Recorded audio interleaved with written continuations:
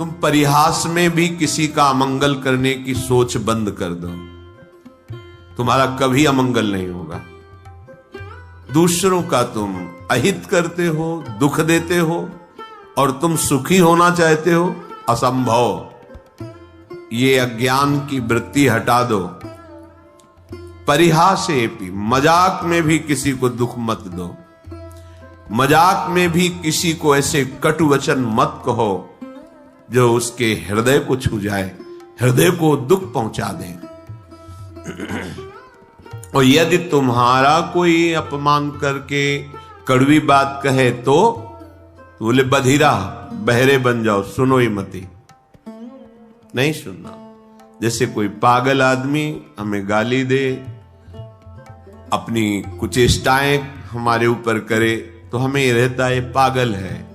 ऐसे ही त्रिगुणात्मिका माया के द्वारा जिनके ज्ञान का अपहरण कर लिया गया है, सतमार्ग के पथिक की वो अवहेलना करें, निंदा करें, दोष दृष्टि करके, दोष निकाल करके उनको प्रकाशित करें, वर्णन करें, कोई फर्क नहीं पड़ना चाहिए, क्योंकि वो बेचारे पागल हैं। त्रिगुणात्मिका माया अविद्या के द्वारा उनकी बुद्धि मलिन कर दी गई है। इसलिए भगवत मार्ग के उपासक को जब कोई निंदा करे, गाली दे, कटुवचन बोले, तो बधिरा, बहरे की तरह हो जाना चाहिए, हमें सुनाई ही नहीं दिया, ऐसी उपेक्षा कर देनी चाहिए। पर हमारे द्वारा परिहासे प्यन्या अप्रिय कथन, हंसी मजाक में भी किसी का अप्रिय वाणी से अपमान नहीं करना, किसी की चुगली नहीं करना, किसी की निंदा नहीं करना। हमारी कोई करे तो बहरा बन जाना, सुनना ही नहीं। पूज्यपाद शिवड़िया बाबा जी महाराज कहते, जब तुम्हारी भाषा में तुम्हारे को कोई अपमानित करे, निंदा करे, तुम ऐसे सुन के निकल जाओ जैसे विदेशी भाषा में जिसका आपको ज्ञान न हो, और वो फिर आपको कटुवचन अपशब्द कहे, तो आप ऐसे सहज में निकल जाए। आपको पता नहीं क्या बोल रहा है। जब पता हो क्या बोल रहा है फिर भी हमारे अंदर कोई फर्क ना पड़े, तो समझो हम उपासक हैं अध्यात्म मार्ग के। परेशान दोषानु श्रुतिमनु विलोकेंध नयनः, जब दूसरे के कोई ऐसे हमें दोष दिखाई देने लगे कि देखो ये तो वृंदावन में आके ऐसा कर रहा है, ये तो ऐसा कर रहा है, या कहीं भी, तो समझना चाहिए हमारे पतन का समय आ गया है। पहचान है ये। परदोष दर्शन, परदोष वर्णन, परदोष श्रवण, ये परमार्थ में पर्दा डाल देते हैं, पता ही नहीं चलेगा अध्यात्म किसे कहते हैं। ध्यान से सुन लीजिए, साधन चल रहा है पर ये असाधन होता है, इसीलिए भगवदानंद की अनुभूति नहीं होती। परदोष दर्शन, परदोष कथन, परदोष श्रवण, ये तुम्हारे परमार्थ का अपहरण कर लेंगे। इसलिए परेशान दोषान श्रुतिमनु विलोकेंध नयनः, दूसरे के दोष ना तो आंखों से देखने हैं, ना श्रवणेंद्री से सुनने हैं, ना वाणी से कहने हैं। यदि ऐसा करोगे तो तुम्हारा भगवत मार्ग रुक जाएगा। भजन करने से जो भगवदानंद की अनुभूति होती है वो ऐसे उपासक को बिल्कुल नहीं अनुभूति होने देगा। ये बात छिद्रान्वेषण जिसे कहते हैं, परदोष दर्शन, पर चर्चा, दूसरे के दोषों का कथन, पर दोष श्रवण, दूसरे की निंदा को सुनना। हम भगवत मार्ग के पथिक हैं, हमें बिल्कुल सावधान रहना है। ये बात जहां होने लगे, जो व्यक्ति करने लगे, जोर से बोलो राधा राधा और चल दो, उससे तुम्हारा मंगल नहीं होने वाला। उस व्यक्ति से जो परदोष दर्शन करता है, परदोष वर्णन करता है, परदोष श्रवण करता है। श्रीपाद कह रहे हैं, शिलावन्निश्चेष्टः परवपुषी बाधा लव विधौ। जब तुम्हें कोई कष्ट पहुंचावे तो पत्थर सरीखे हृदय के हो जाओ, कठोर हृदय, सह जाओ चुपचाप। जैसे पत्थर में चोट पहुंचावे तो कोई फर्क नहीं पड़ता, ऐसे ही तुम्हारे ऊपर कोई फर्क नहीं पड़ना चाहिए।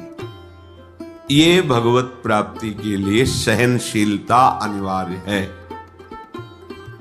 तो कोई भी हमें पीट के चला जाए, हम सह जाएं, ऐसे तो बहुत अत्याचार बढ़ जाएगा।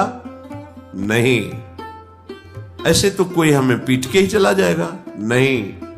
तुम्हारे समीप भगवद आश्रित हो, भगवान का रक्षा कवच लगा हुआ है। करो सदा तिनके रखवारी, जिम बालक राखे महतारी। आपको पुष्ट करने के लिए, परमार्थ का सूरवीर योद्धा बनाने के लिए भगवान थोड़ी छूट दे दें, भले किसी को अपमानित करो इसे। देखो कैसा लगता है इसको। अपमानित किया, बहुत दुखी हुआ, रो दिया प्रभु से। फिर प्रभु किसी न किसी रूप में शास्त्र, संतजन, गुरुजनों से समझाएंगे, ये तुम्हारी स्थिति ठीक नहीं है, सहना सीखो। जब ये द्वंद्वों को सह जाओगे तब महाप्रेम को सहने की सामर्थ्य आएगी। तुम द्वंद्वों में विचलित हो रहे हो, कोई अपमानित कर दिया, गाली दे दिया, तुम रो पड़े, फिर महाप्रेम को कैसे सहोगे? वो प्रभु तुम्हें समर्थ बनाने के लिए भले किसी को प्रेरणा कर दे, अन्यथा कोई ऐसा पैदा नहीं हुआ कि भक्त का बाल बांका कर सके। वो हाथ उसी समय नष्ट हो जाएगा जिस समय भगवान के जन की तरफ वो अन्य भाव से हाथ उठाएगा। अपमान भावना से राम रोष पावक सो जरई, जो अपराध भक्त कर करे। हमें चाहिए सहनशीलता। अगर कोई हमें कटुवचन कह रहा है, कोई पीड़ा पहुंचा रहा है, चुपचाप सह जाओ। ये भगवान आपको मजबूत करना चाहते हैं, प्रेम मार्ग का शूरवीर योद्धा बनाना चाहते हैं। तुम्हारे हृदय में ऐसी सामर्थ्य दे, सच्ची मानिए। नहीं तो बड़े बड़े महापुरुषों को इतनी सामर्थ्य है उनमें, भगवान अधीन है और उनको भी कोई पीट दे, कष्ट दे दे, ये खुद विधान बनाते हैं।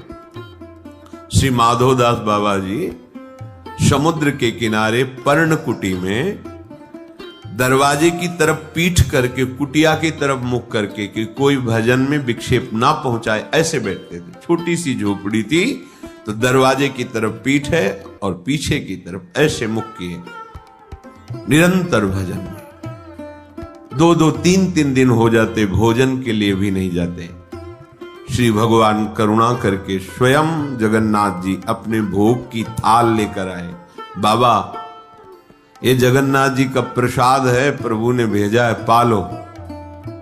हाँ, रख दो, हमारा भजन पूरा होगा, हम उठेंगे, प्रसाद पालेंगे, थाल यहीं धो के रख देंगे, तुम ले जाना। अच्छा बाबा, रख के चले। समय हुआ भजन पूरा, तो दिखाए तो स्वर्ण की थाल भगवत प्रसाद, आनंदित होकर पाया और समुद्र में मार्जन करके थाल रख दी। अब वहां थाल गायब हो गई भोग की। किसी ने बताया, हमने देखा समुद्र किनारे पर्णकुटी में वो थाल धुली हुई रखी, माधवदास बाबा के।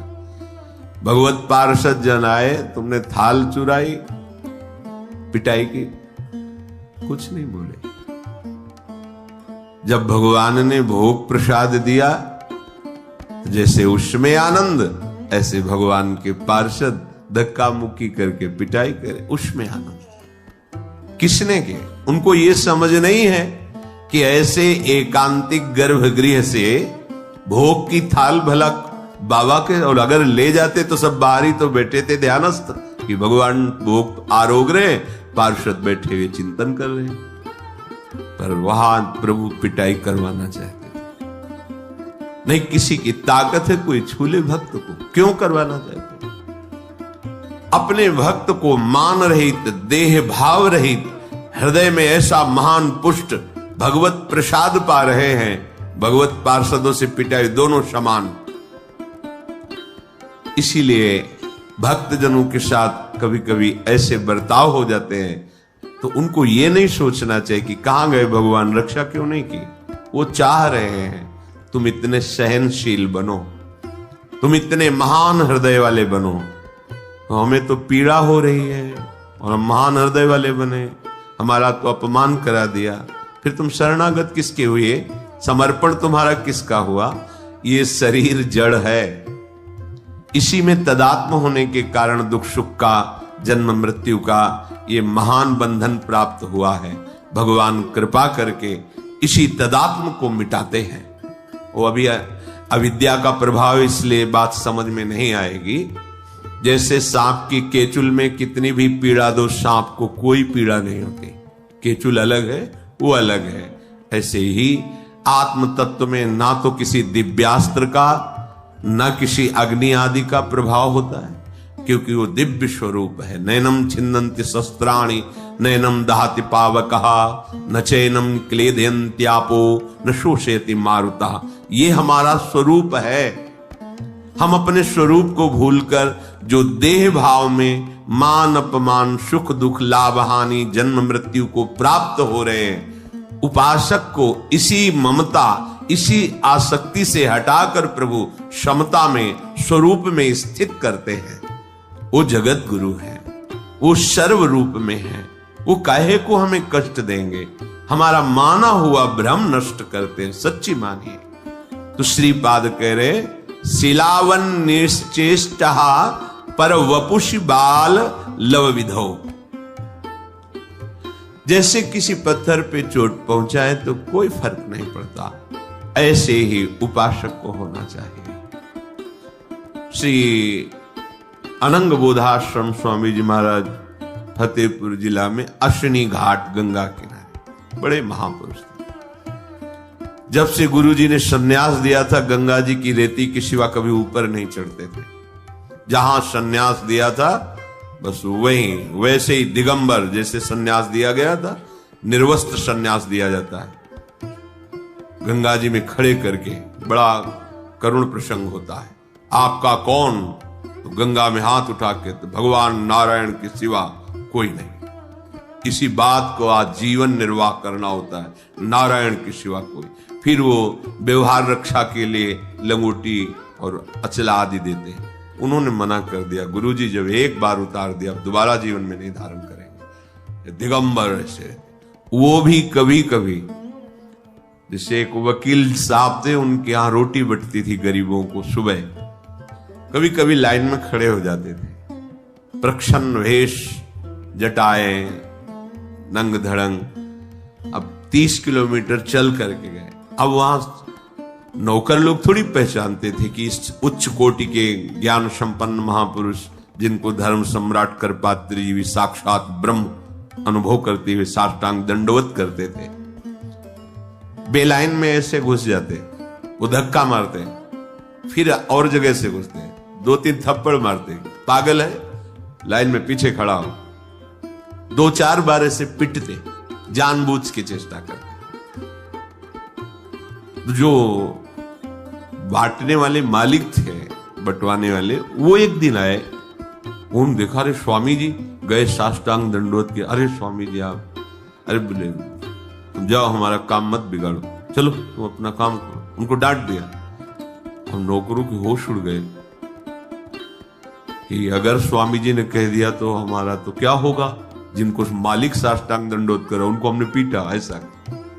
मुस्कुराए, चले।